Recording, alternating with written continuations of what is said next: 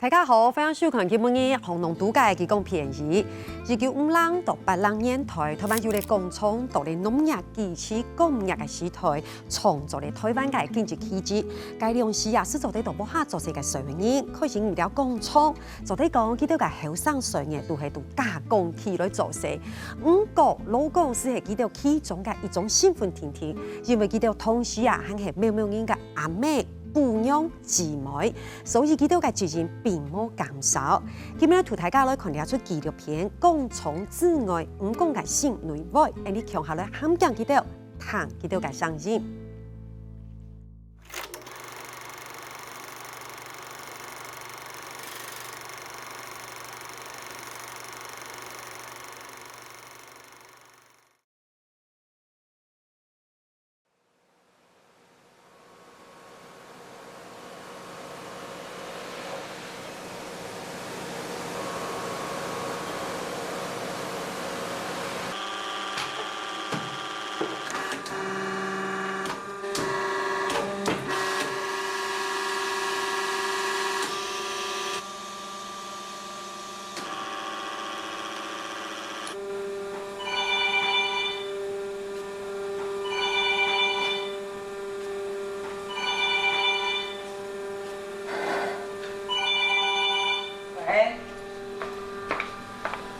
不是，你要找哪位？宋小姐，对面这个人呢？你是哪里？02加1加02哈。OK， 好，拜拜。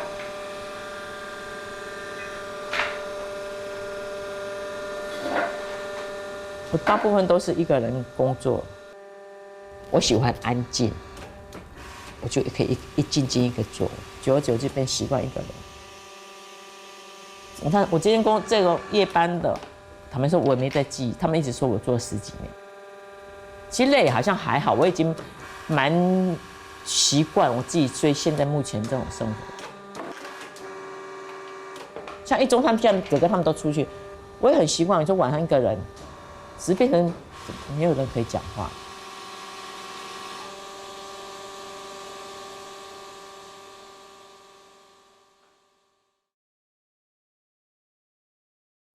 我某个时候我也是蛮固执的，我觉得我做我觉得对的事情就好了。什么时候认识现在的先生？我毕业就认识了。我当初我爸爸要反对过，我跟他说没关系。所以后期我爸爸还没走的时候，我都一直盯着，我一句话都不敢讲。刚开始他也很认真工作赚钱，对。后来他哥哥就说，反正你都开车了，不如去开计程车。久而久之，他说没客人，他就不去跑，每天有时候可能去外面晃了一圈又回来了。变成他这样子之后，我也二话不说，那好啊，既然这个小孩子是我要的，你今天不工作，我自己生，我自己来养总可以吧？所以后来变成让我还必须每天要兼2份工作来 cover 这个整个家庭。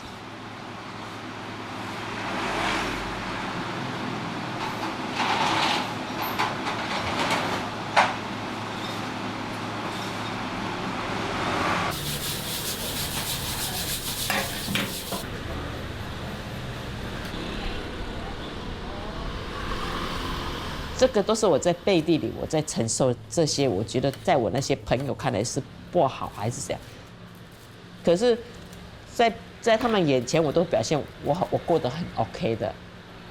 他们只觉得为什么我老是约不到，因为我从来没告诉他说我还有工作在做。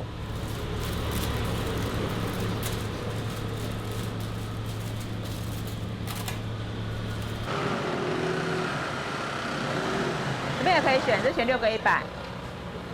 帅哥要不要盘子装？好，找你60找你哦，谢谢，拜拜。你好，选6个100哦。我常常在面包店有客人来的时候，只要是全家了，我看了我就会很心酸，为什么我的家庭要搞成这样子？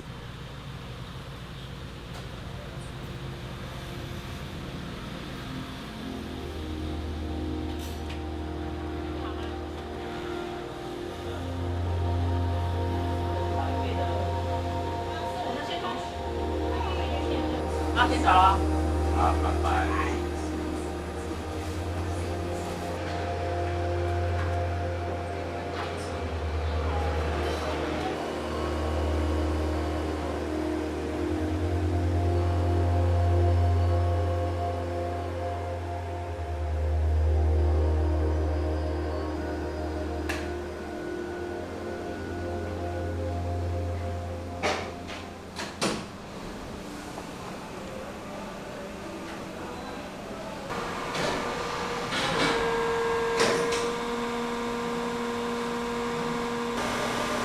也是那次刚好暑假，2个兄弟都在家，啊，弟弟打电话给我说，妈妈哥哥额头烫烫的，我说这样哦，好，我说那我马上回去，就好像正准备走的时候，我老公打电话来了，我说那哥哥就听说在家里发烧，他说那你上班，他回去就好了，那我也就很安心工作，啊，弟弟也没再打电话给我，等到5点我赶回去看，我说爸爸嘞，他说没回来啊。你知道当下一中就拿一张纸条，妈妈，我有帮你量哥哥的温度了，温度，你看我有帮你写啊，我几点量的，我几点量的，啊几点再量的，你知道我看到那个，我知道我眼泪都流下来了，我当下回来我老公就骂他，我是说小孩子发烧你去哪里？他今天跑去打保，那什么室内棒球，他就跟我回一句说。因为想郑义军他很少发烧的人，他今天给我回这一句话，我今天你烧过头你怎么办？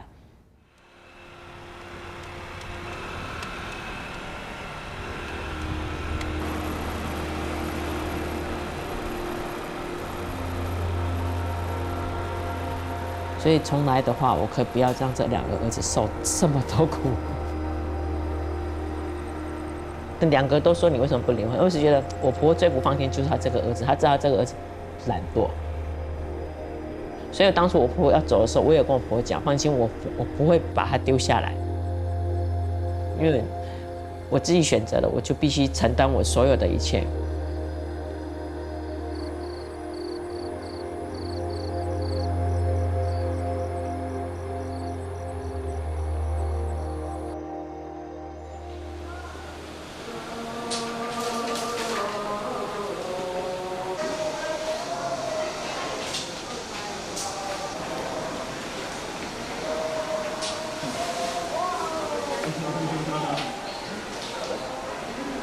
我觉得我的妈妈应该算是很传统的妈妈，因为她会把社会上面加注给她的一些妈妈的形象，她会努力把它做好。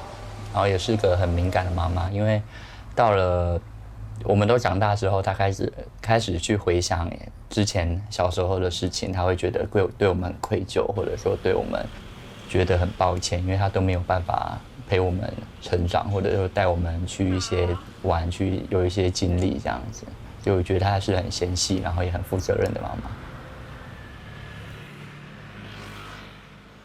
那当我跟我哥已经长大之后，我们开始去做自己的事情的时候，他会变得很孤独跟很孤单。那他也不知道该怎么样去面对他剩下来的生活。你怎么不早讲？我跟朋友先约好了哎。你要算吗？每次来这一套。真的啦，要不然下次我请你算赔罪。吃饭。下午的会批，绷紧一点，关系重大，不要出包。OK， 我一定会出。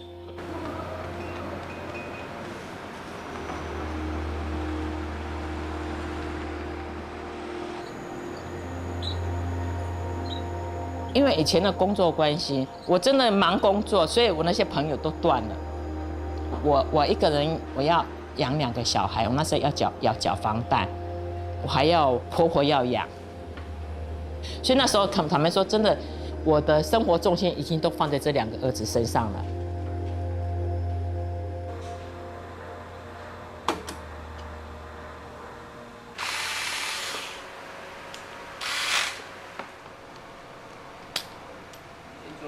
先做别的，我想今天我就因为我那个昨天整完把它做完拿出去，多少几点？都要3点。还有我这2天都不会想事情，因为他今天会做。快就关掉。我还想让我看那个设定吗？你的身体跟你自己现在的生活，我觉得你要把它再重新捡起来，为了自己过日子，然后可以跟我为了分享。跟你游山玩水。对，然后让自己的身体好，跟那个不用再担心钱的问题。蛮感恩他们2个小孩。当我这个妈妈有任何需要的时候，只要我说一声，其实他都会赶过来。就像我那一次开锁骨拔钢钉，啊，哥哥跟弟弟2个都有来陪我，啊，隔壁第3床的因为她没有人陪，她老公就在念书，这样不生女儿，看到没有人来陪你。可是当下我也听到说，我也是没女儿，可是我2个儿子都有来陪我。一中都会说没关系，不能说工作摆第一，不要妈妈生病，妈妈的事情要摆第一，对、啊，所以想到这2个儿子，我觉得我很幸福。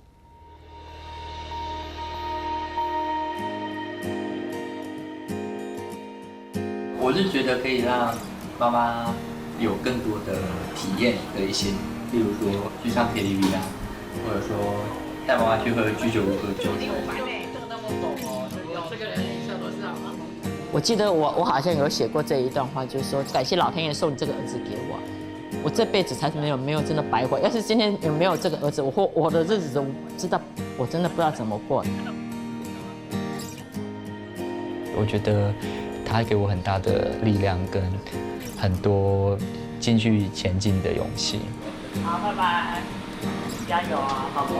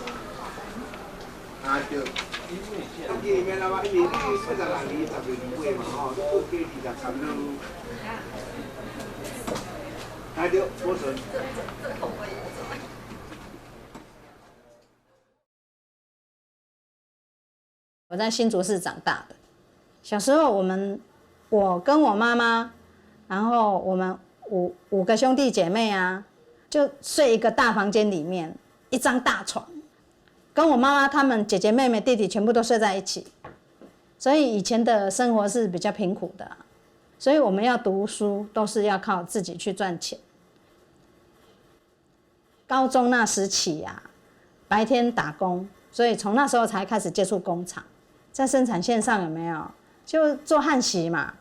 以前生产线我们是做一个那个军用的无线电，我们学生一进去就是整排全部都是我们班的跟隔壁班的，好，然后就大家就线上开始安排座位，比如说他会做智力测验，这个人比较聪明的就坐在第一个要做什么？投料，第一个投料速度快就要做第一站，第一站你速度快，后面才会跟着快。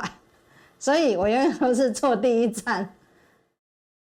那阿姨几岁结婚？25岁。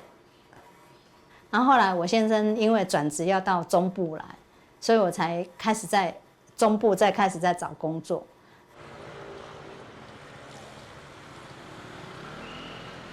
住家附近我就住潭子嘛，所以我在加工区找一个小型的加工厂。我初期进去，我是管理那个进料检验嘛。你是从各家厂商叫一些物料进来，那你需要经过抽检，它才可以进到我们仓库，才可以到现场去做组合。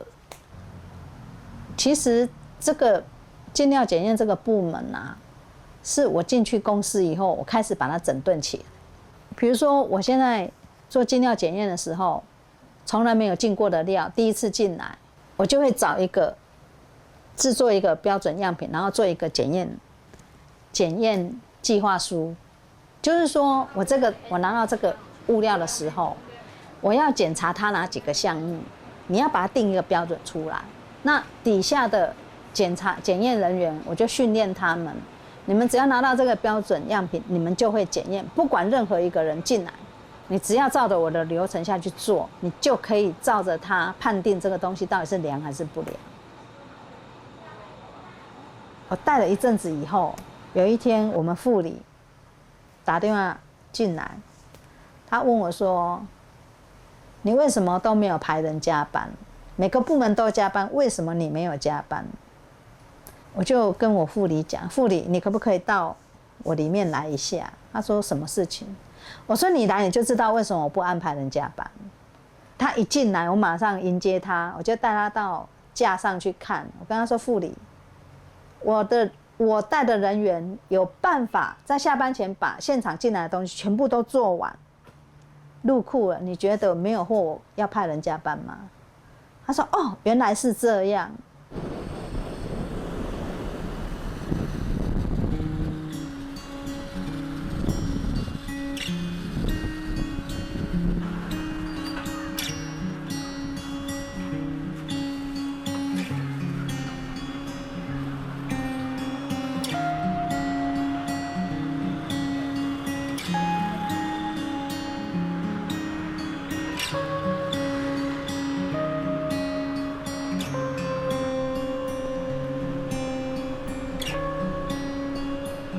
阿姨上次来这里什么时候12年前吧。这个现在这个金极光电以前就是我们的公司，停车场就是这里，机车停车场。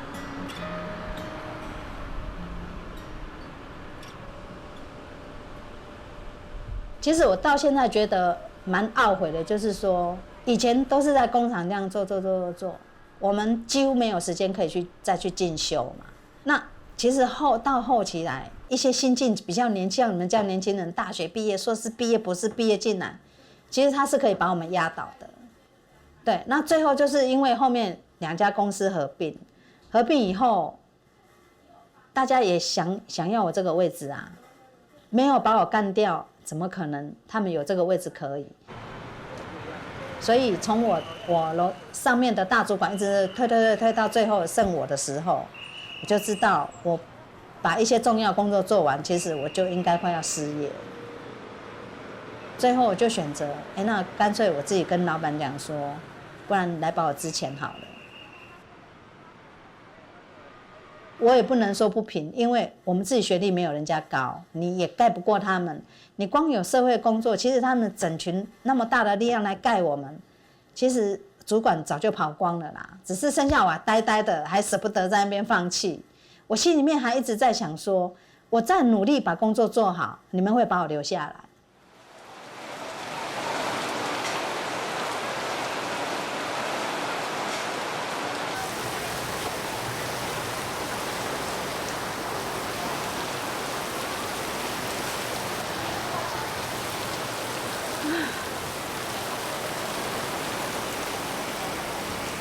没有在那边上班，你退下的时候，我会觉得其实还蛮落寞的，你会觉得很空虚。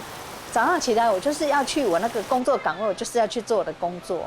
可是你突然没有那个工作的时候，其实差不多，我记得大概有半年的时间，其实心是好像少了什么东西。就以前小孩去带小孩子去上学，现在小孩子大了，大家都出去了，剩我一个人，我不知道我要做什么。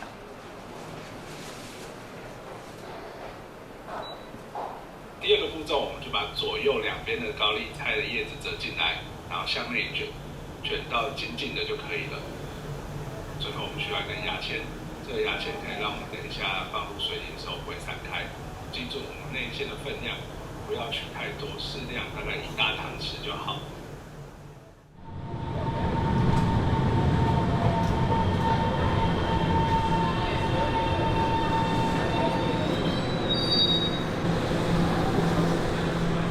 差不多半年以后，我发现有朋友来找我说，不然来听听课啊，出来走走啊。我慢慢才会把那种落寞空虚的那种感觉，慢慢到现在才觉得说，现在也很好啊，有什么不好？对啊。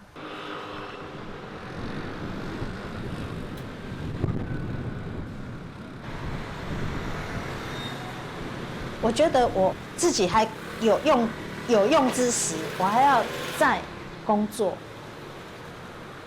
算是个工作狂啊。有工作我就是要做。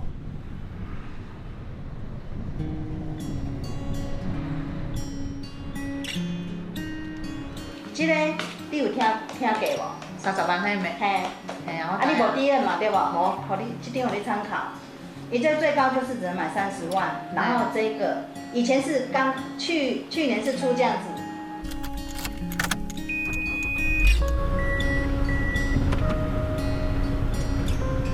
你看吼，你骨折险甲失能险一年7000外嘛。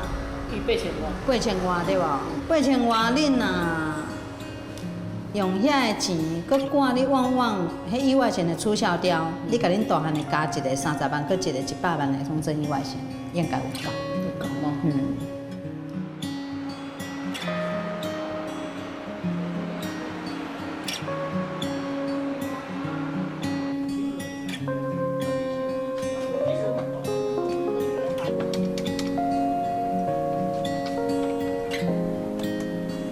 我不想让自己退步，因为我这个人我不服输。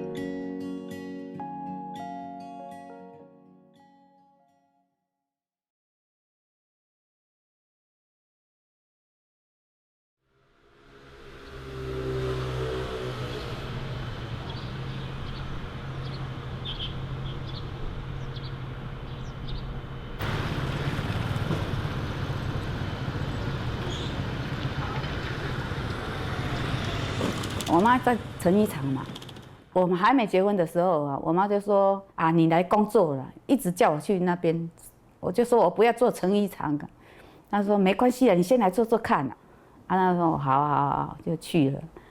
去的时候就是那个老板娘啊，一直给我鹅肉，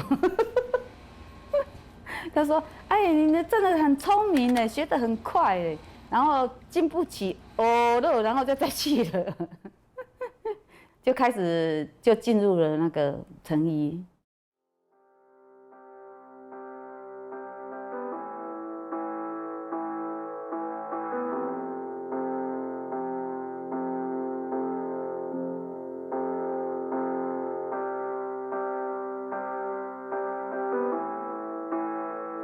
小孩子很小嘛，我就把针车啊带到家里来，自己带光的回来做。在家里做了20年，等我那个女儿上大学的时候，我这一代伊就伫衣裙制衣厂，啊伊讲叫我去试看卖啊，我就去做。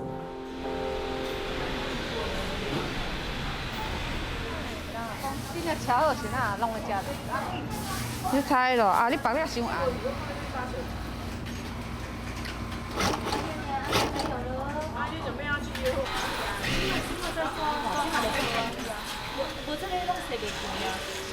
那个工作是超难做的，关关相扣，就是从裁剪那边那个布弯弯曲曲的，他怎么裁？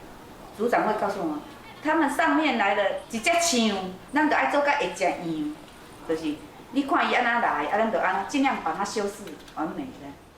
每一件衣服来，每一批的货都不一样啦，就是好像都在读研究所一样，一直在研究啦。以后衣服要进步到什么时候，要流行到什么时候，流行什么样式，我们都还未知啦，就是我们还在学习当中。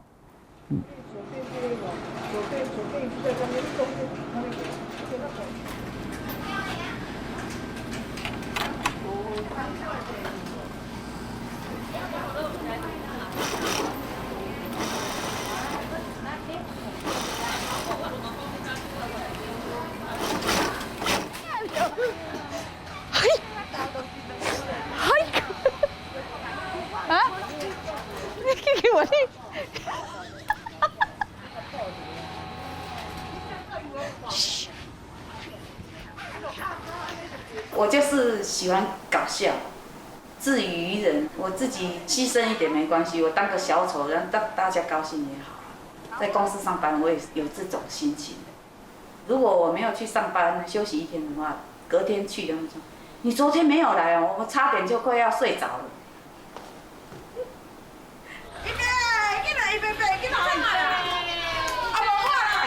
老师，祝你生日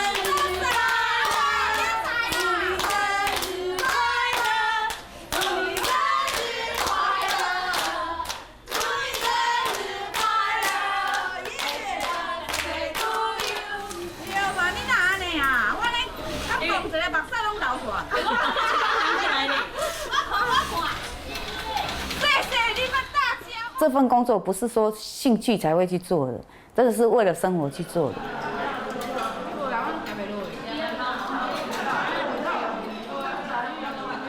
在家里的时候，时间是我自己控制的。我家里工作呢做完，我就做我家里自己的兴趣，我去跳韵律舞啦，去农会家政班啦，去学东西，啊，还有去考中餐证照。疫情上班的时候，那就不一样了，那个是一个有制度的公司啊。刚开始我们进去，我们是新进人员，资深的人员就会给你一点压力呀。我回来就会哭，干嘛我要在这里受苦啊？以前在家里多自由啊。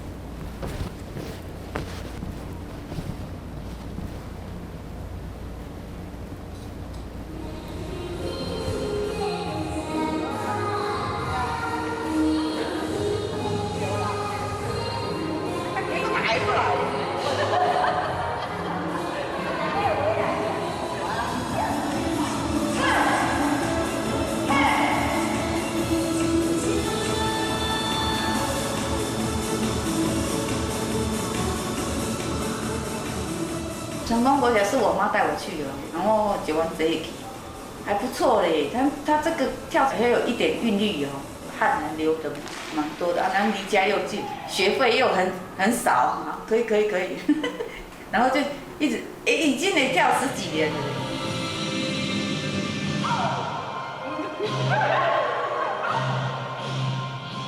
老师希望我去带动他们那个气氛。这样整个团队会比较嗨起来。他早上你跟他们讲了，那个时候没有来，有来哦，更嗨哦。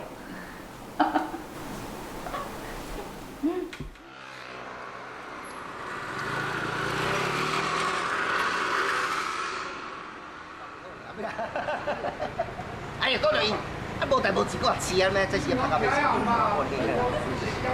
我们今天是在抓什么？抓火焰鸟。火焰鸟。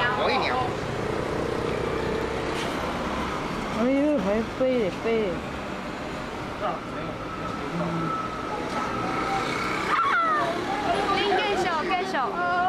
我到边啊！你进来这边啊！这边啊！我对无40几秒。对嘛？对，哦，他那个很小。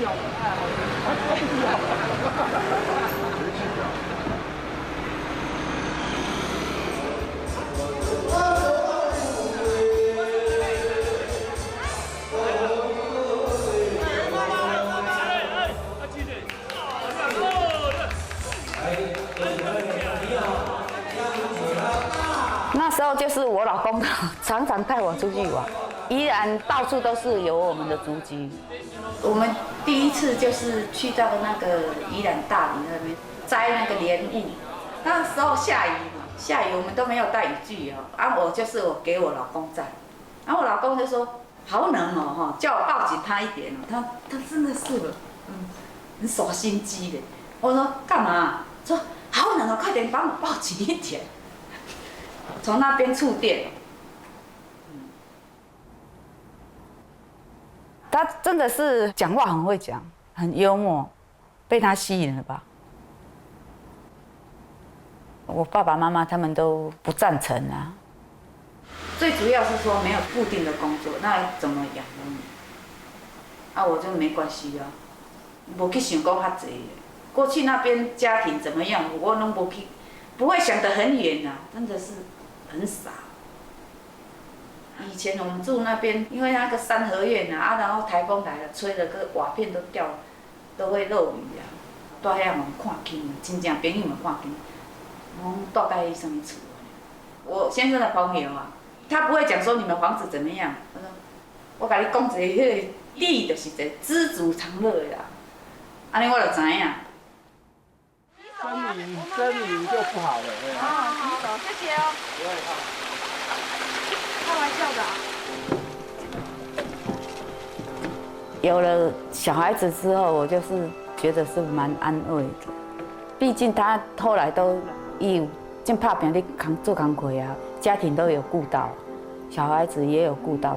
他超爱小孩子的，到现在如果没有吵架了，就是蛮 OK 的。吵架就心里会怪怪的啊，没有吵架的话，就是还是蛮感恩他的。哎呀，一路走过来，没有他，我们也没有这个家。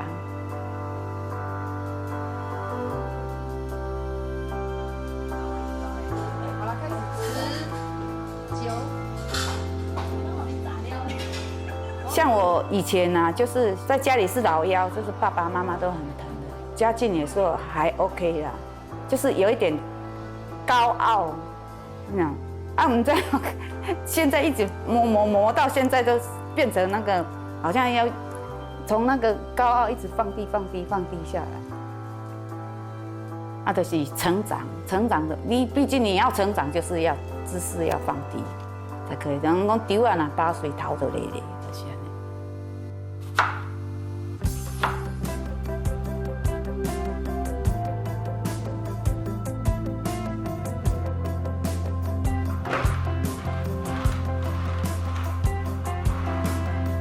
我们以前的愿望，慢慢的一的，慢慢的给它实现。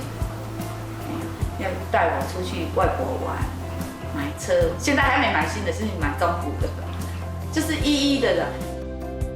以前我妈跟我讲说，刚吃一项客一项，就是安尼慢慢来，慢慢吃一项再客一项，它就是回甘。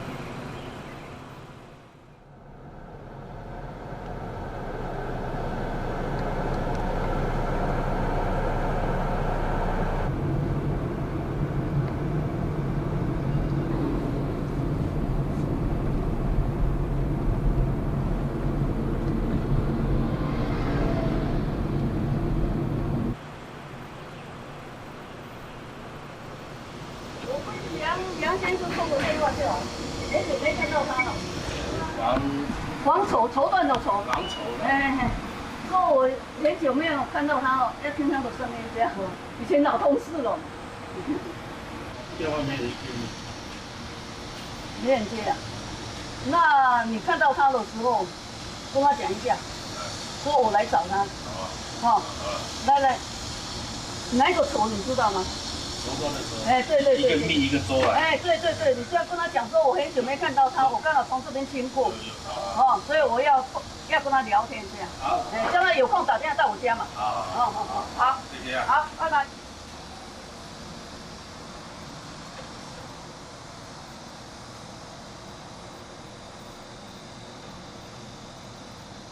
我叫黄绸，绸缎的绸。我是住在云林县古坑乡。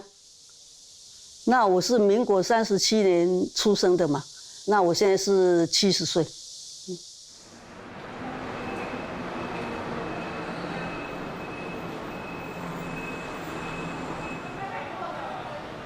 从小我就很喜欢自由，不喜欢人家管。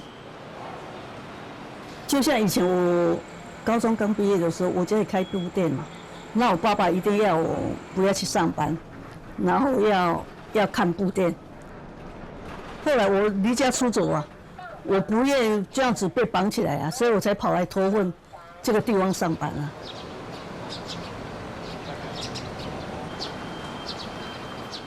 做了差不多就是40年，40年，就是第一份工作嘛，也是最后一份这样。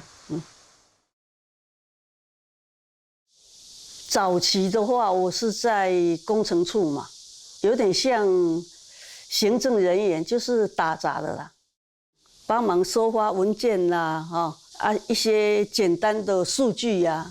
这个单位花了多少费用啊？就是这样子。高中毕业的话，你就做行政单位的工作嘛。如果是小学毕业就现场嘛。然后那时候像我们华龙高中毕业的，没有几个人啊，尤其是女生啊。有没有任何交集在工厂里面？对我来讲应该是没有啦。工程处跟现场没有连带关系嘛，所以没有什么交集。跟现场的人没有什么交集。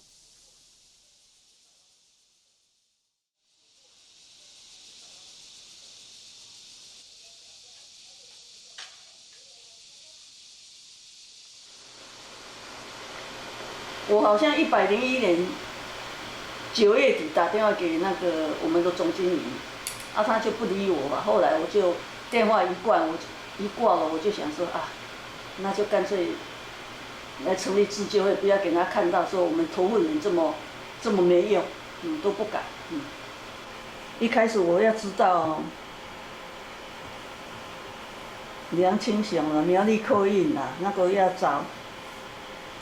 找游览车的哈，还有做面包的。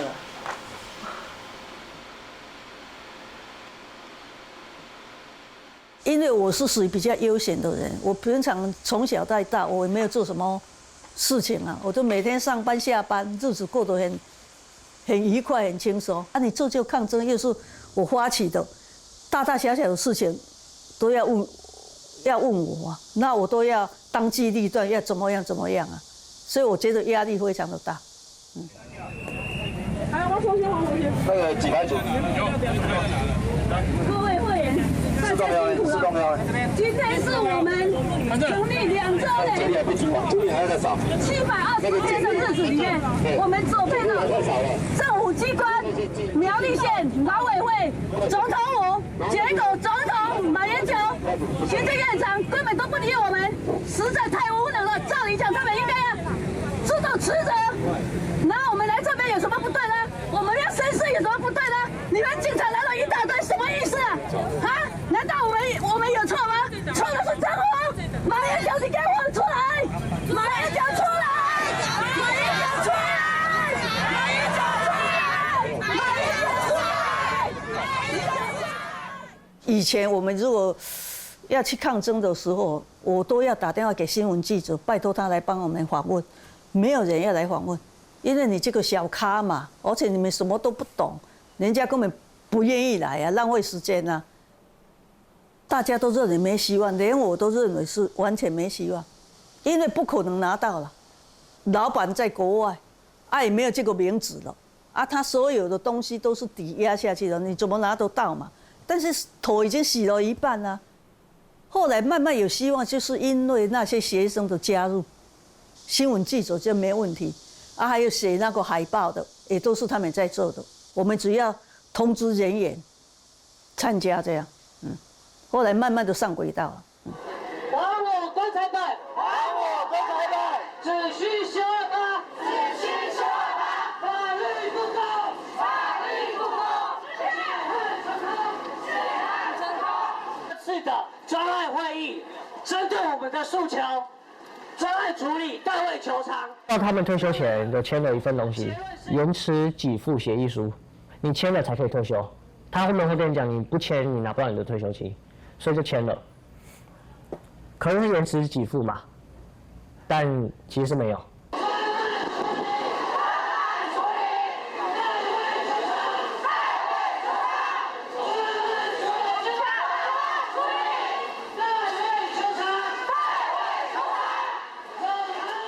其实他是不缺这笔钱的，他不缺这个，他的退休金有没有很多？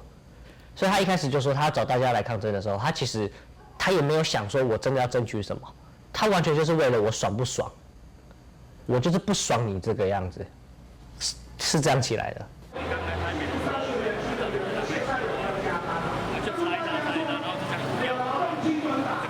至少我觉得他算是有点感性的人，而且很不服输的人。他有看到那些老公的条件没有他好的老公的状况，我觉得他会有点舍不得啦，会觉得这样，所以他就是会做这些东西。每一次在抗争的时候，有些欧巴桑，他也都不站在前面，他都坐在旁边。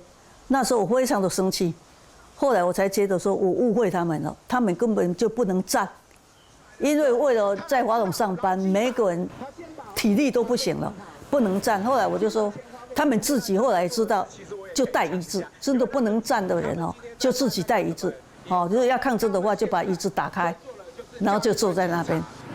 在我们的后面，在我们的旁边，想要把我们堵住，不要让这个声音让更多的社会大众听见。华农员工真悲哀，退休时来哉，青春不再赚钱来，幸福哪里来？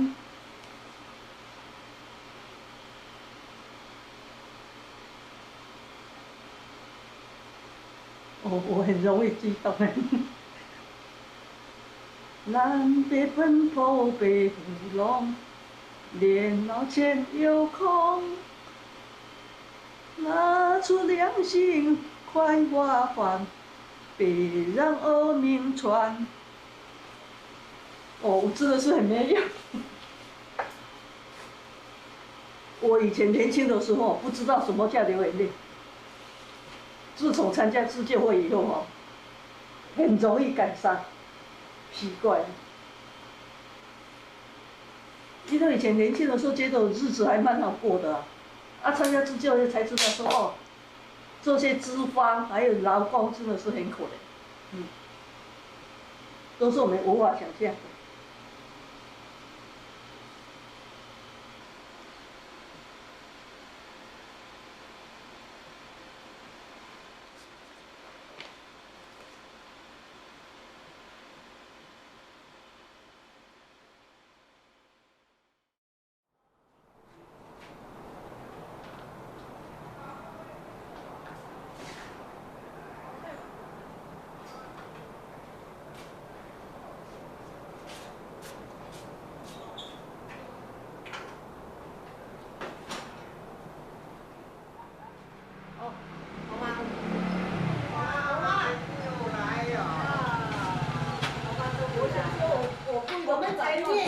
我带点度来。哎呦，好好哦，我的脚好长。豆浆，你看看，熟的漂亮的玉米，不是你种的，我种的。他种的啊，一定是他种的啊。哎呦，这妹妹来了，没有起吧？哎，没有冰爽。妹妹，刚起来，你知道吗？刚起来啊，刚起来就给你挖过来了，来。对啊，他妈妈刚好要上班了，大家一家人。乖啊。好，那阿姨我谢谢。乖，阿姨我谢谢。乖，你哥请。再来一次，再来一次。那是我大儿子规定。我无奈，我无奈，我无奈。阿婆当然无奈。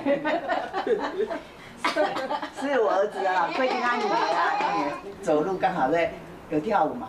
礼拜一到。这个是我们应该拿到的那资方这样子对我们。OK， 我们走了。所以我是觉得说，我出来抗争，虽然不是说很满意，但是也算是做一件好事了。还有争一口气。最主要也是争一口气不然变成资方他们为所欲为把我们老百姓看成什么？